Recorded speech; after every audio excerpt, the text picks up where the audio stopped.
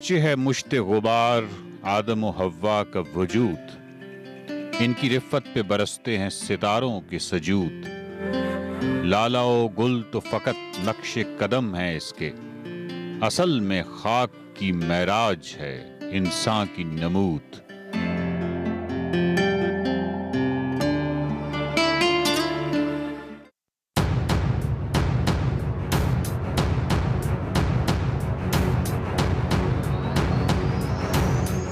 फसू के गुलाम मोहम्मद हुंजा और पाकिस्तान के हीरो हैं जिन्होंने जमहूरियत के लिए बेहद कुर्बानियां दी। आज वो अल्जाइमर का शिकार हैं। दुनिया ने तो शायद भुला ही दिया, लेकिन खुद उनको अपनी कुर्बानियां भी कहां याद हैं, क्योंकि उनको अल्जाइमर है। हुंजा की तारीख पर एक बहुत ही जामे काम जफर इकबाल ने हिस्ट्री ऑफ हुंजा किताब लिखकर किया। हुंजा पर इस कदर तहकीक आपको शायद ही किसी किताब में मिले। तमाम पुरानी सरकारी दस्तावेजात समेत बहुत ही अहम मालूमात इस किताब का हिस्सा हैं। इस किताब में गुलाम मोहम्मद का तफसीली जिक्र मौजूद है कि कैसे उन्हें बलतित किला में बंद किया गया। उनका जुर्म फकत ये था कि वो तालीम याफ्ता थे, मलूकियत का खात्मा चाहते थे। गुलाम मोहम्मद पाकिस्तान पीपल्स पार्टी के सरगर्म रुकन थे और अवाम की हुक्मरानी का ख्वाब देखते थे। कुछ चीज़ें इनबॉर्न होती हैं आपके अंदर, और मेरे दादा का भी मैं कहूँगी कि उनका भी बहुत ज़्यादा उसके ऊपर असर था कि मेरे दादा के बारे में कहते हैं कि जब वो उनकी डेथ हो रही थी उस ज़माने में वो रूमी को पढ़ रहे थे। He was big into books, book reading करते थे। और एक्चुअली मेरे दादा जो है ना वो पहले इस गांव के शख्स है जिन्होंने अपनी बेटियों को पढ़ाया उस टाइम में।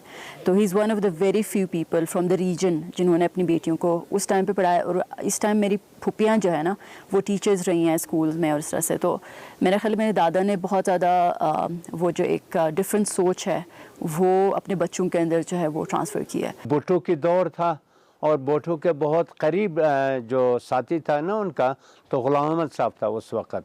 तो उन्होंने बहुत से गैदरिंग के बहुत कोशिश, लेकिन अवेयरनेस लोगों को इतना नहीं था कि जमहूरियत है क्या चीज़।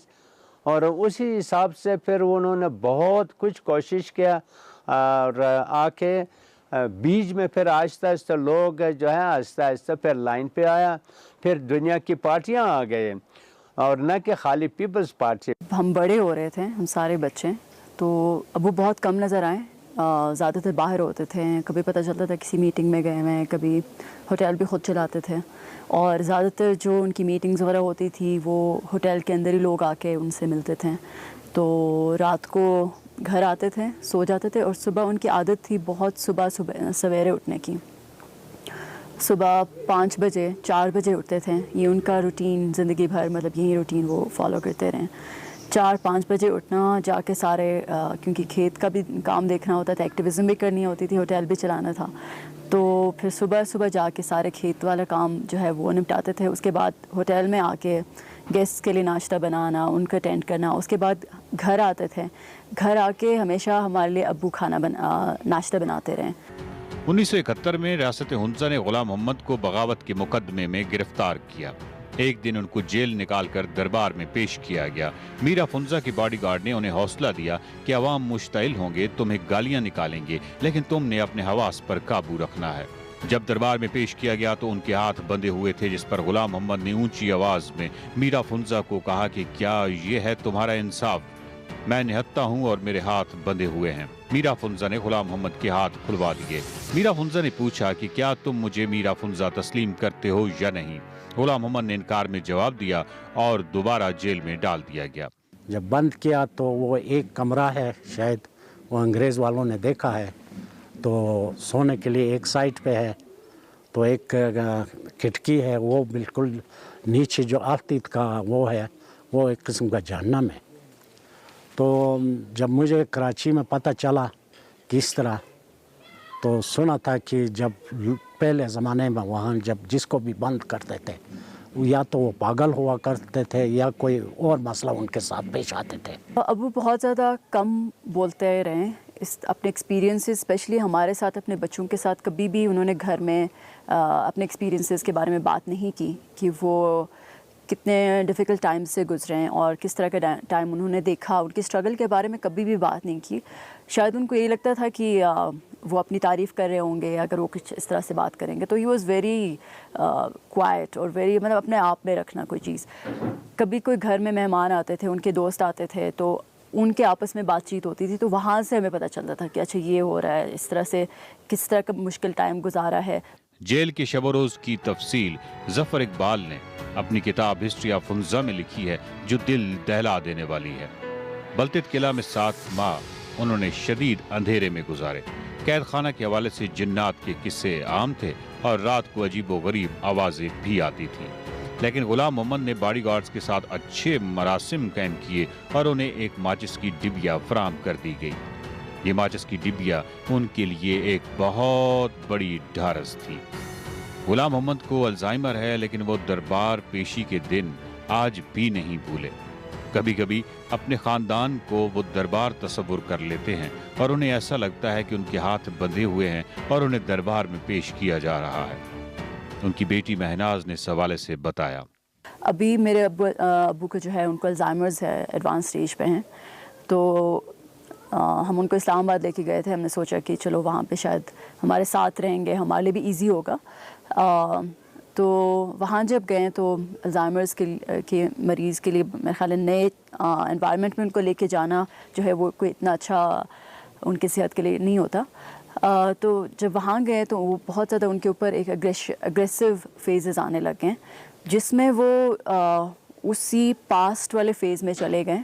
جب وہ ان کو یہ لگا کہ ایک رات کو ایسے ہوا کہ ان کے اوپر جب اٹیک ہوا تو ان کو ایسا لگا کہ وہ ابھی اس پریزن میں ہیں، اس ٹائم میں چلے گئے جب وہ اپنے آپ کو ڈیفینڈ کر رہے تھے، اور ان کو لگا کہ ہم ان کے اینیمیز ہیں اور انہوں نے ہم سے خود کو ڈیفینڈ کرنا ہے. تو وہ پوری رات جو ہے نا انہوں نے ہمیں ہاسٹیج کر کے رکھا اپنے گھر کے اندر. تو وہ اس ٹائم پہ ہمیں پتہ چلا کہ وہ کتنا ڈیفیکلٹ ٹائم تھا اور وہ کتنا انہوں نے مشکل ٹائم گزارا ہے اس ٹائم پہ. مطلب وہ I could really feel it کہ وہ کس کرب سے گزرے اپنے اس اسٹرگل کے ٹائم پہ. ادروائز اس کو سمجھنا ویسے شاید مشکل ہوتا. غلام محمد بعد میں گلگت میں بھی قید رہے، لیکن اپنے موقف سے ذرا پیچھے نہیں ہٹے. ذوالفقار علی بھٹو 25 ستمبر 1974 کو گلگت گئے.